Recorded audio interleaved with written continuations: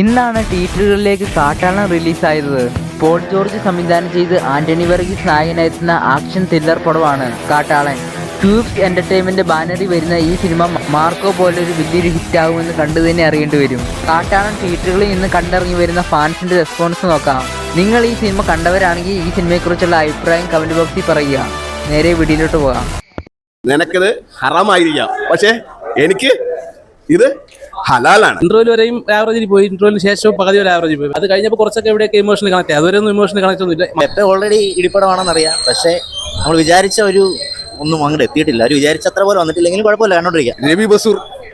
രവി ബസൂറും ഒരു ലോഡ് നിർഗുണന്മാരും. ഒരു ക്യാമിയോ റോളുണ്ട്, നമ്മൾ ഒരിക്കലും പ്രതീക്ഷിക്കാത്ത ഒരു ക്യാമിയോ റോള്. ഒരു അവിയിൽ വരുമ്പം ഒരു കുറച്ച് കഴിയുമ്പോൾ ഒരു വെടിയുണ്ട് വെടിവെപ്പ് ഇത് തന്നെ റിപ്പീറ്റ് അടിച്ച് കണ്ടോണ്ടിരിക്കും. നിനക്കിത് ഹറാമായിരിക്കാം, പക്ഷേ എനിക്ക് ഇത് ഹലാലാണ്.